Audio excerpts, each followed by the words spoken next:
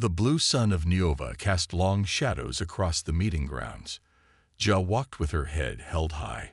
Her skin glowed with soft blue light, a mark of her Stellarum people. Today was important. After years of talking through space messages, the humans had finally come to their world. Jia touched the ceremonial armor on her chest.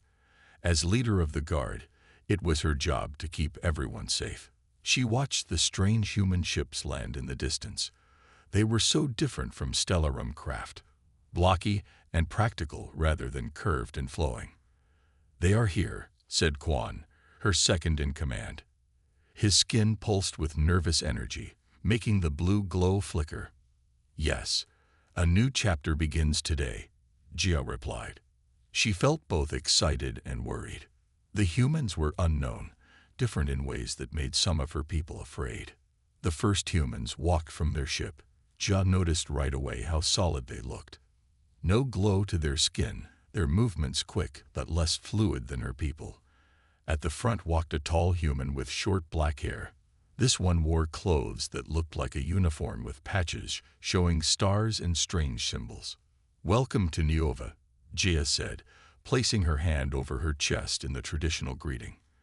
"I am Jia, head of the Stellar Guard." The human copied her gesture. "I am Li, chief scientist of the Earth Diplomatic Corps. We bring greetings from Earth." Jia studied Li's face. Human faces showed emotion differently, but she could tell he was sincere.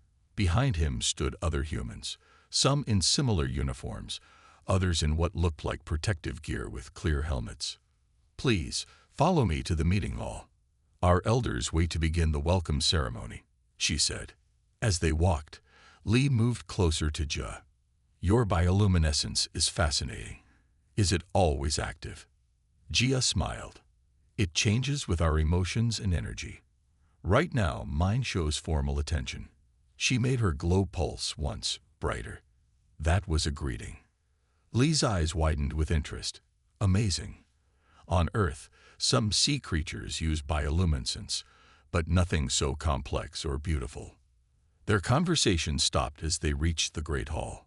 Tall spires of crystal captured the blue sunlight, sending rainbow patterns across the gathering space. The Stellarum elders waited on raised seats. Hundreds of her people lined the walls, their skin creating a living light show. "It is time," Jia said. The ceremony began well. The elders spoke of peace and new friendship. The humans offered gifts, seeds from earth plants, beautiful artworks, and data crystals filled with human knowledge. The Stellarum offered crystal sculptures that captured their bioluminescent patterns and star charts showing safe routes through their system. Li was speaking about shared scientific goals when Jia felt something wrong.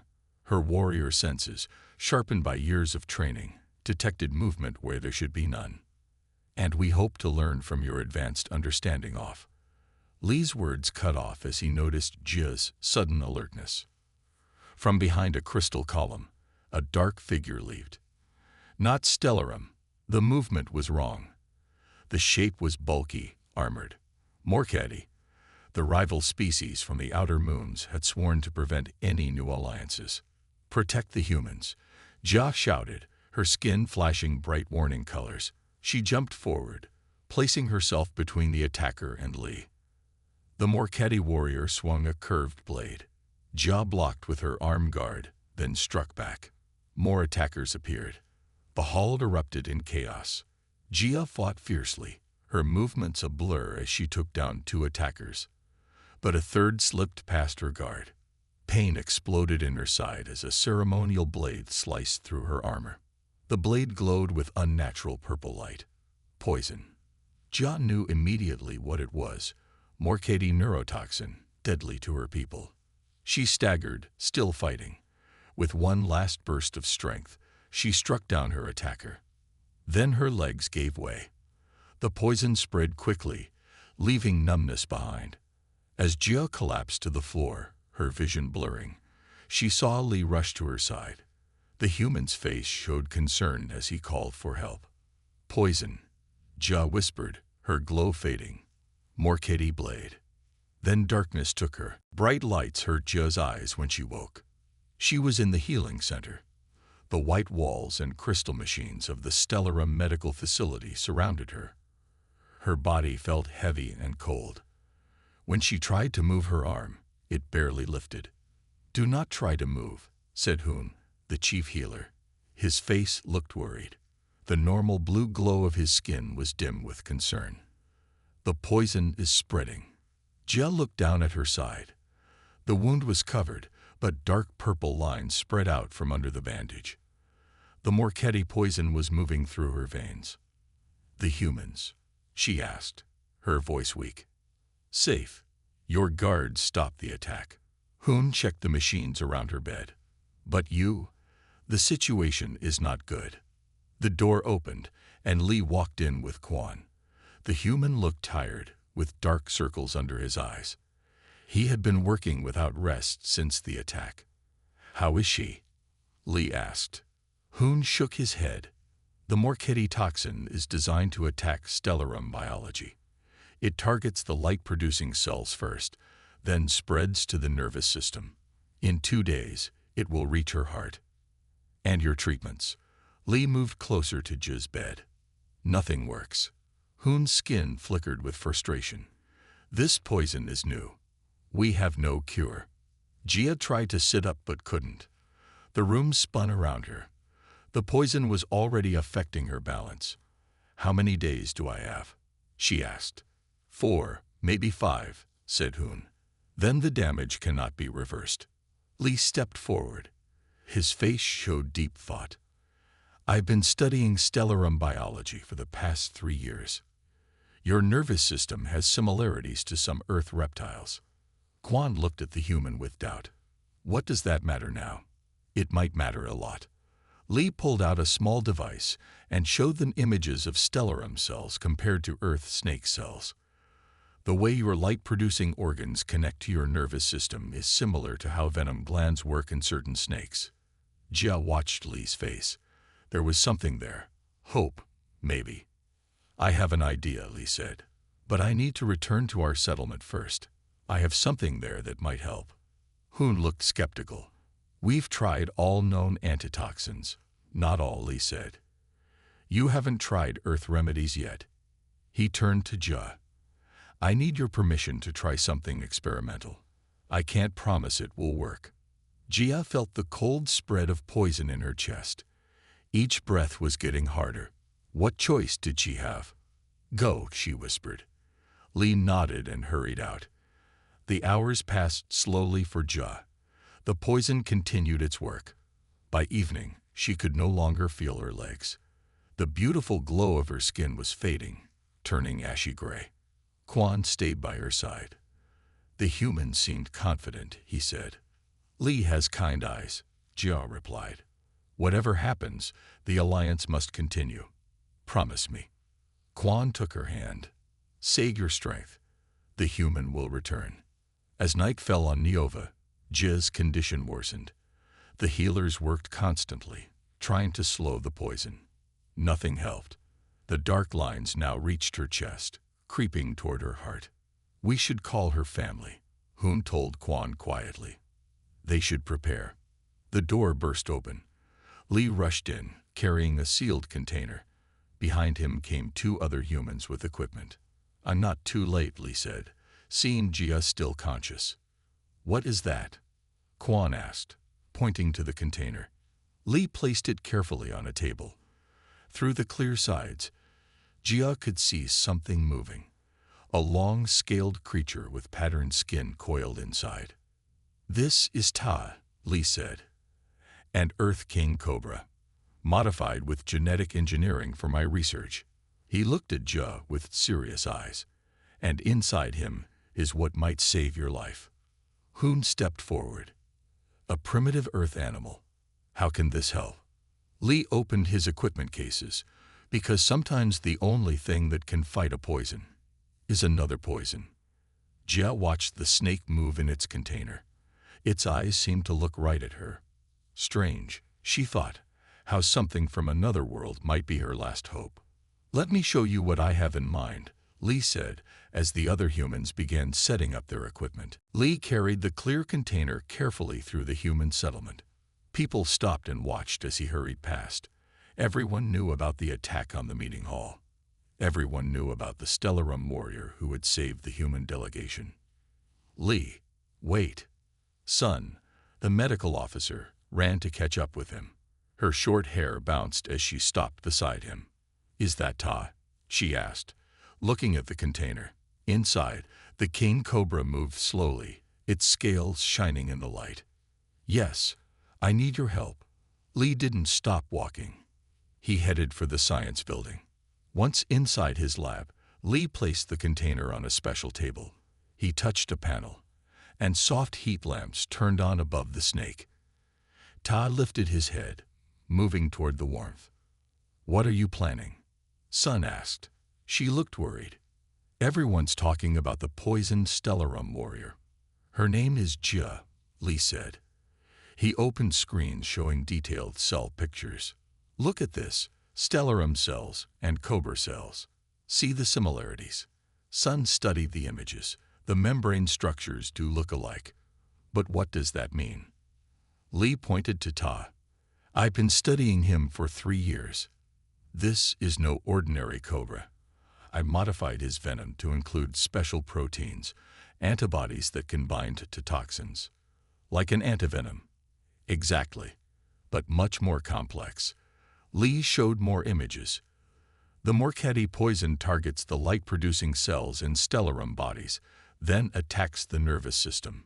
Ta's venom contains compounds that might neutralize it. Sun looked from the snake to Lee's face. Might. You don't know for sure.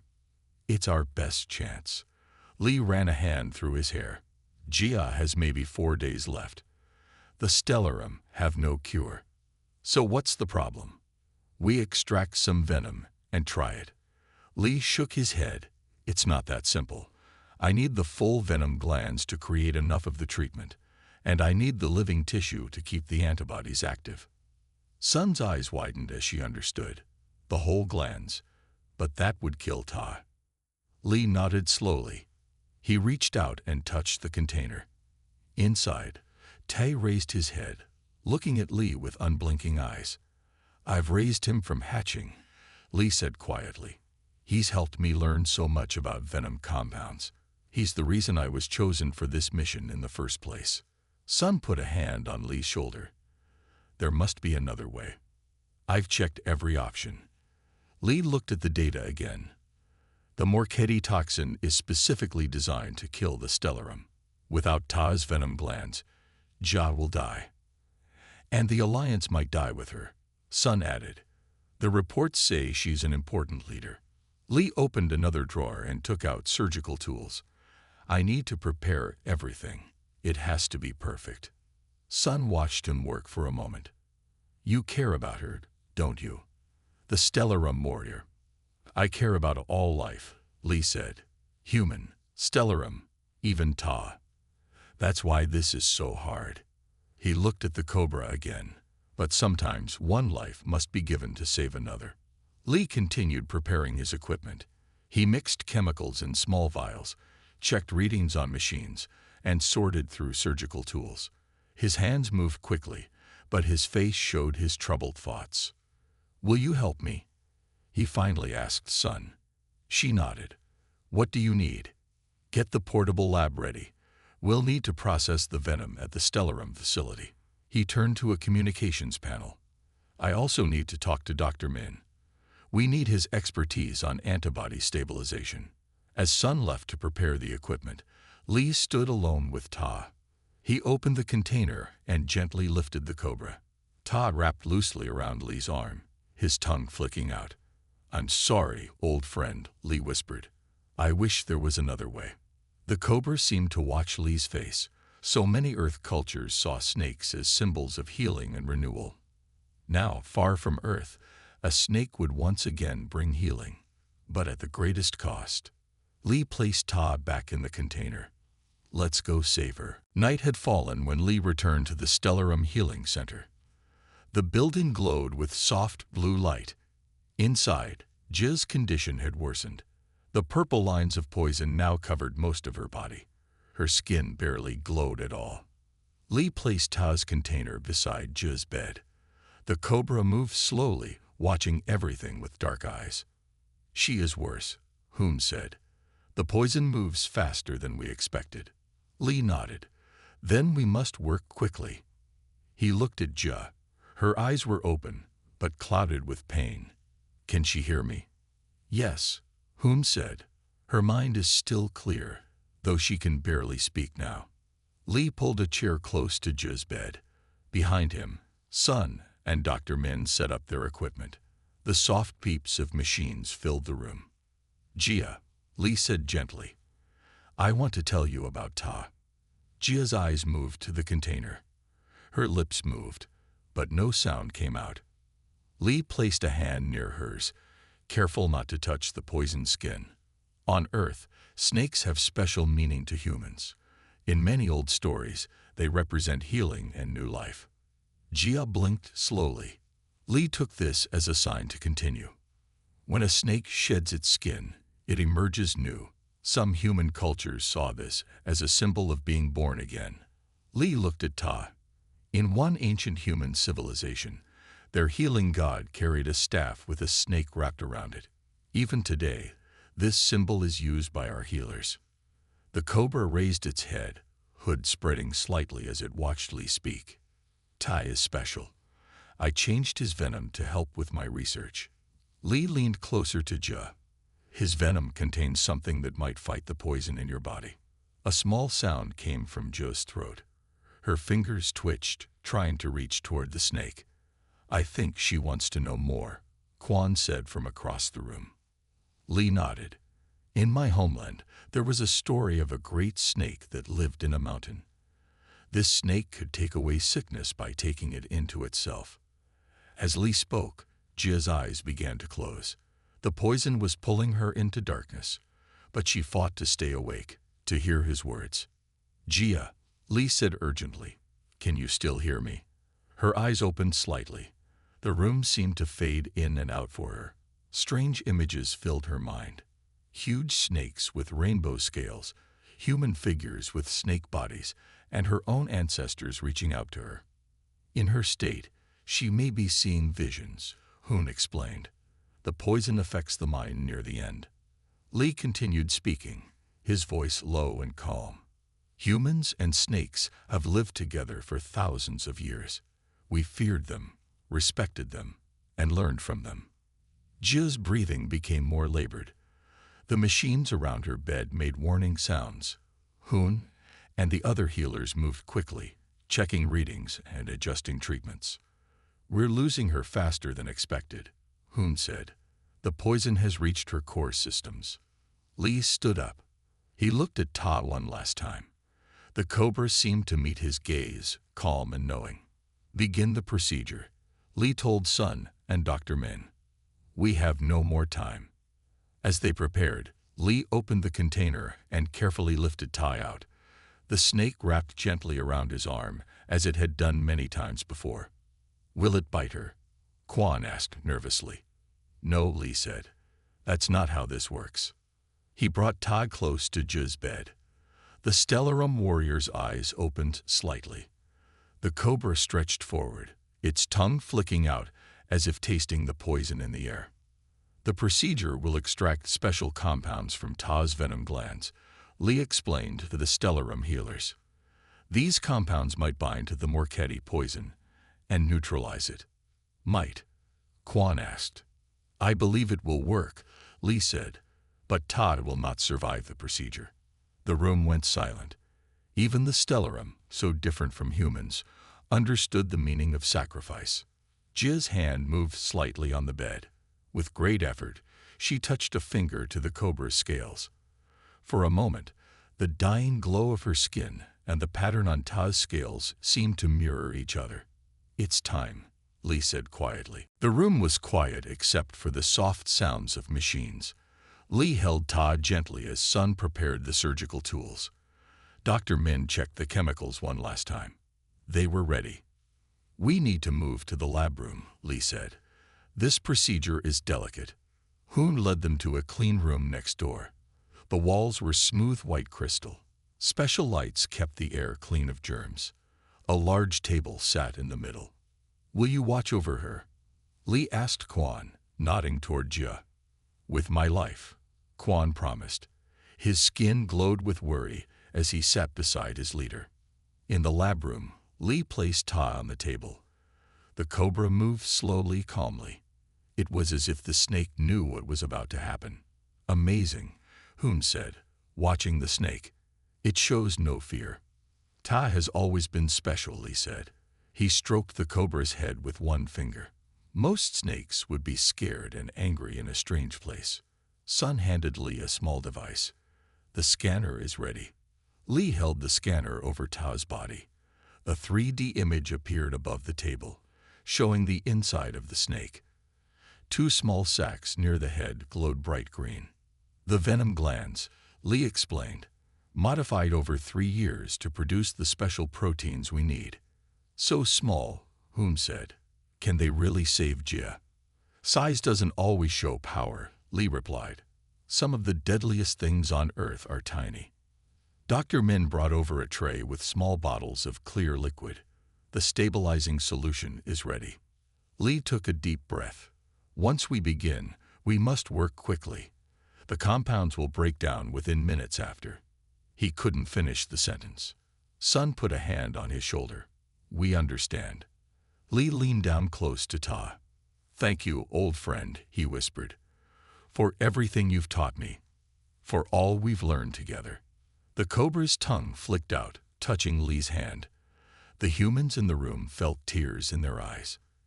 Even Hoon, who had never seen an earth animal before today, felt the power of the moment. Begin recording, Lee said, his voice now professional. Subject is Ta, modified king cobra, age 5 years. Procedure begins at local time 2342. Lee picked up a small injector. First, we administer the sleep agent. Ta didn't move as the needle touched his scales. Within seconds, the cobra's eyes closed. His body relaxed completely. Vital signs stable, Sun reported. He's fully sedated. Lee prepared the surgical tools.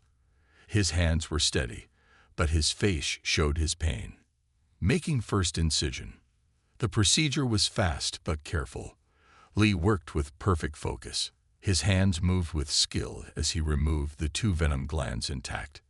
Glands secured, Dr. Min said, placing them in a special container. Beginning extraction process. As they worked, Lee finished the procedure on Ta. He closed the small wounds with care, as if it still mattered. Time of completion, 0:17, Lee said. His voice was flat. Subject did not wake during procedure. Sun checked the machines. No vital signs. He's gone, Lee. For a moment, no one spoke. Then Lee placed a hand on the snake's still form. His death will have meaning. In the other room, Hoon prepared Jia for the treatment. The purple lines of poison now covered her entire body. Her breathing was shallow. Dr. Min worked quickly, mixing the venom compounds with other chemicals. The binding agent is ready, he announced. The antibodies are still active. Lee carried the final mixture to Jia's side. The clear liquid glowed slightly green in the syringe. Will it hurt her? Quan asked. No, Lee said, but we don't know if it will work. Hoon checked Jia's readings one more time. We have no choice. Proceed. Lee nodded to Sun, who carefully injected the mixture into Jia's arm. For a few seconds, nothing happened. Then, where the needle had entered, the purple lines of poison began to fade. It's working, Quan said, his skin flashing with hope.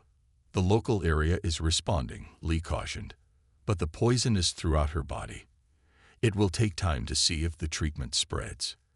Lee looked back toward the lab room, where Ta's body lay still. Now we wait. Outside the healing center, the first light of dawn touched the horizon. A new day was beginning on Neova. Hours passed in the healing center. Lee sat by Jia's bed, watching for any change. The purple lines of poison had stopped spreading, but they hadn't disappeared. Jia remained unconscious, her breathing shallow. You should rest, Sun told Lee. She handed him a cup of hot drink. You've been awake for 2 days. Lee shook his head. I need to monitor the treatment. He pointed to the screens showing Zhe's body. The venom compounds are fighting the poison, but it's a slow process. Quan entered the room with food. Our elders ask for news. Many people are waiting outside. Tell them there is hope, Lee said, but nothing is certain yet. As night fell again, Hoon checked Zhe's vital signs. The poison has stopped advancing. That is something. Not enough, Lee said. He opened a case and took out more vials. We need to make adjustments to the formula. Sun watched him work. You're using all of Ta's venom. There won't be any left if this doesn't work. It has to work, Lee said simply. Through that night and the next day, Lee barely left Zhe's side. He studied how the cobra venom interacted with the Morcatti poison. He made small changes to the treatment. Each time, they injected a little more into Zhe's body. On the third day, something changed. The purple lines began to fade from Zhe's fingertips. Look, Quan said, his skin flashing with excitement. It's working. Lee checked the readings carefully. The poison is breaking down in her extremities, but the core concentration is still high. Her body temperature is rising, Hoon reported. That's a good sign. The poison lowered it too much. More Stellarum came to the healing center. They brought glowing crystals and left them outside Zhe's room.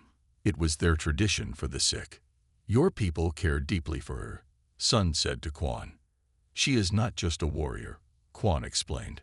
She is a symbol of our future, if she dies because she protected humans.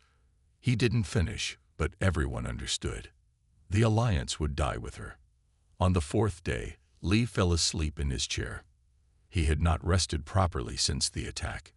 In his dreams, he saw Ta slithering through tall grass, free and wild as no lab snake had ever been. Lee, Sun's voice woke him. Something's happening. Lee jumped up. Zhe's body was glowing. Not the healthy blue of normal Stellarum, but a strange mix of blue and green. The machines around her beeped faster. What's happening? Quan asked, alarmed. Lee checked the readings. The venom proteins are attacking the last concentrations of poison. This is the final battle. For hours, they watched as Zhe's body glowed brighter, then dimmer, then brighter again. The poison fought back against the treatment. Twice her breathing nearly stopped. Lee prepared one last injection, the very last of Ta's venom compounds. If this doesn't work, Sun started. It will, Lee said. He administered the injection directly near Zhe's heart, where the poison concentration was highest. As night fell on the fifth day, Zhe's body temperature spiked. Her skin glowed so bright it hurt to look at her. Should we do something? Quan asked, frightened. Hoon shook his head. This is between the poisons now. We can only wait. Late that night, Lee sat alone with Zhe. The others had gone to rest.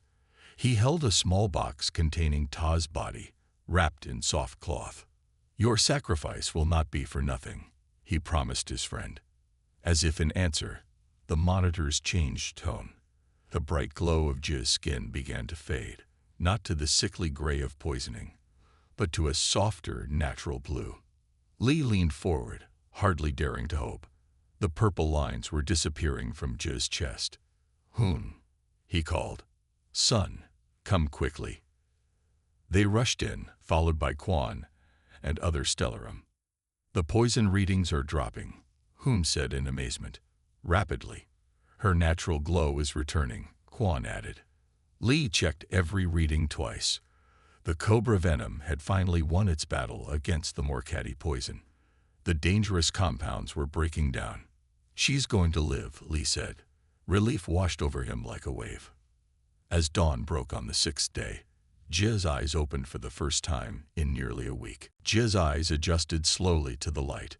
The world seemed too bright, too sharp after days of darkness.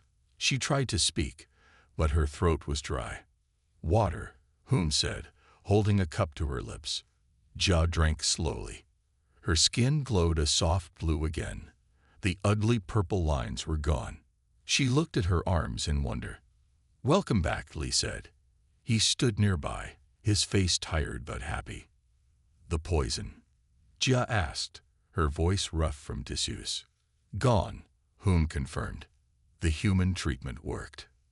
Jia's memory came back in pieces. The attack, the pain, then darkness. And somewhere in that darkness, stories about snakes. Your snake, she said, looking at Lee. Where is it?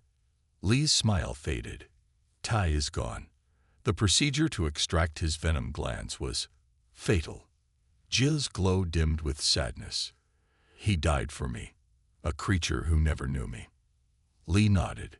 It was the only way. His venom contained special compounds that could fight the Morcati poison. Quan entered the room, his skin flashing bright with joy when he saw Jia awake. The elders are coming. They want to see you. Not yet, Hoon said firmly. She needs rest. Jia tried to sit up. Her body felt weak, but no longer filled with pain. I want to know more. About the snake, about earth creatures. Lee pulled his chair closer. On Earth, snakes shed their skin as they grow. They literally crawl out of their old self and emerge new. Like rebirth, Jia said. Yes. Many Earth cultures saw this as a symbol of transformation and healing. Lee opened a small screen and showed her pictures of Earth snakes. Ta was a king cobra, one of the largest venomous snakes on our planet. Jia studied the images, beautiful patterns, like our light marks. I noticed that too, Lee said. The way your bioluminescence creates patterns similar to snake scales. It might be why the venom worked so well with your biology. For the next hour, Lee told Jia about Earth's animals. The Stellarum had no native animals on their world, only plants and their own species. They had evolved alone. Jia was fascinated by the idea of a world with thousands of different creatures. In your fever, you spoke of visions, Hoon told her. Creatures with scales and light. I remember, Jia said. I saw great serpents made of stars. I saw my ancestors speaking with them. The poison affected your mind, Hoon explained, but perhaps there was meaning in it. Later that day, the Stellarum elders came. They stood around Jia's bed, their skin glowing with formal colors of respect. You protected our guests at risk of your life, the first elder said. Then a human creature gave its life to save yours. This creates a bond between our peoples that cannot be broken. The human has a name, Jia said. Lee. And the creature was called Ta. They will be honored in our records, the elder promised. The first non-stellarum to be so remembered. After the elders left, Jia asked to be alone with Lee. Her strength was returning quickly now. You saved my life, she said. At great personal cost. Lee looked down at the small box in his hands. Inside was Ta's body, preserved until he could decide what to do with it. On Earth, we have a saying, Lee told her. Greater love has no one than this, to lay down one's life for another. Your snake had no choice, Jia said. No, Lee agreed, but I like to think he would have chosen to help if he could. He was always gentle, never bit me once in 5 years, even when I had to take venom samples. Jia reached out and touched the box. In our tradition, we return our dead to the soil near glowing trees. Their light becomes part of the tree's light. Lee looked up, interested. That sounds beautiful. Would you allow us to honor Ta this way? Jia asked. To plant him beneath a light tree. His sacrifice should be remembered by my people. For the first time since Ta died, Lee smiled fully. I think he would like that. To become part of a new world. Jia's skin glowed brighter. Then it will be done. And I will learn more about Earth's creatures. Perhaps our peoples have more to share than we knew. Outside the window, the blue sun of Niova shone on a world forever changed by the gift of a snake from distant Earth. 2 weeks later, Jia stood before the Great Council. Her strength had fully returned. Her skin glowed with healthy blue light. The hall was filled with Stellarum leaders from all regions. The attack was meant to stop our alliance with the humans, Jia said. The Morchetti believed that killing me would scare us away from new friendships. The head elder nodded. Yet here you stand, alive because of human help. Not just human help, Jia corrected. Because of a human sacrifice. Li gave up his companion to save me, someone he barely knew. The story of the snake's sacrifice had spread across Neova. Many Stellarum, who had feared the humans, now saw them differently. We have received a message from the Morchetti, another elder said. They claim they had nothing to do with the attack. They lie, Quan said angrily. We captured 2 of the attackers. They admitted they were sent by Morchetti leaders. Jia raised her hand for calm. The attack has failed. Now we must decide what comes next. The council debated for hours. Some wanted to punish the Morchetti. Others wanted to focus on the human alliance. Jia listened to all sides. When everyone had spoken, Jia stood again. I propose a formal alliance with the humans, and I volunteer to be our ambassador to them. There was surprise in the room. Jia was a warrior, not a diplomat. Why you? Asked the head elder. Because I understand something now that I did not before, Jia said. I have seen how a human values life, even the life of a small creature from their world. I have felt their healing knowledge save me from certain death. I believe we have much to learn from each other. The vote was quick. The council approved Jia's proposal. The next day, a ceremony was held at the edge of the light forest. All the human delegates attended, along with many Stellarum. Li carried a small box made of polished wood. Jia led everyone to a young light tree. Its branches were thin but already glowed with soft blue energy. Today we honor a sacrifice, Jia announced. Tai, companion of Li, gave his life so that I might live. We will plant him here, so his essence may join with our sacred trees. Li stepped forward. He opened the box, revealing Ta's body, carefully preserved and wrapped in fine cloth. On Earth, Li said, we have many different traditions for honoring our dead. But I can think of no better way to honor Ta than this, to become part of a new world, to continue giving life even after death. Together, Jia and Li dug a small hole beneath the tree. Li gently placed Ta's body inside. As they covered it with soil, the Stellarum began to sing. Their voices created harmony with their glowing skin, making patterns of light and sound. When the song ended, the head elder stepped forward. Let the record show that today marks the official alliance between Stellarum and humans. Let it also show that this alliance was sealed not by words or papers, but by the sharing of life. Later, Li and Jia walked through the light forest. The trees glowed brighter in the darkness. My people have asked me to be the ambassador to your settlement, Jia told him. Really? That's wonderful news, Li said. There's so much more we can learn from each other. The Morchetti have retreated from our borders, Jia added. They did not expect their plan to make our alliance stronger. Li smiled. Sometimes the greatest strength comes from what seems like weakness. Like a small snake defeating a powerful poison, Jia said. They stopped at a ridge overlooking both the Stellarum city and the human settlement. Lights glowed in both places, different but somehow harmonious. What happens next? Li asked. Jia's skin glowed with determination. We build something new, together. The Morchetti wanted to stop us from reaching out to the stars. They failed. Now our 2 peoples can explore the galaxy as one. The blue sun began to rise on the horizon, bringing a new day to Neova. 1 year had passed since the attack. Neova's blue sun shone down on a new building that stood between the Stellarum city and the human settlement. It was the Alliance Center, with architecture that blended both cultures. In front of the building was a garden. At its center stood a statue of a cobra with its hood spread wide. The statue's eyes were made from special crystals that glowed blue at night, like Stellarum skin. Jia stood before the statue, waiting. Her ambassador robes were formal but practical. After a year working with humans, she had learned to blend both cultures in her dress just as in her work. Li approached, carrying a small container. Inside was a young snake, green with black markings. "Is that the one?" Jia asked. Lee nodded. "Yes, a green tree python.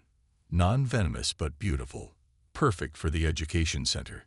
They walked together into the Alliance Center. Children from both species were waiting inside. The Stellarum children glowed with excitement, their skin flickering with bright patterns. The human children pointed and whispered. "Today," Jia announced, "we add another Earth creature to our collection." The center of the room held habitats for various small Earth animals, insects, fish, and now this snake. The children gathered around as Lee carefully placed the python in its new home. "Will it bite?" asked a small Stellarum child, her skin pulsing with nervous light. "No," Lee assured her. "This snake is gentle. It eats only small animals that we will provide." "Can I touch it?" asked a human boy. "Maybe later, when it's settled in," Lee said. "For now, just watch." After the presentation, Jia and Lee walked through the garden again. Much had changed in 1 year. Trade routes were established. Scientists from both worlds shared knowledge. Even some Morcadi had begun peaceful visits. "The tree is growing well," Lee said, stopping by the light tree where Ta was buried. The tree had doubled in size. Its glow was stronger now, with hints of green mixed with the natural blue light. "The caretakers say it's unusual," Jia told him. "No light tree has ever shown green before. They think it might be from what was in Ta's body." Lee smiled. "He's still changing things even now." They continued to a small hill overlooking both communities. Construction crews were building new roads connecting them. "My time here is almost done," Lee said after a while. "Earth Command is sending me to another planet next month." Jia's glow dimmed slightly with sadness. "We will miss you, the children especially."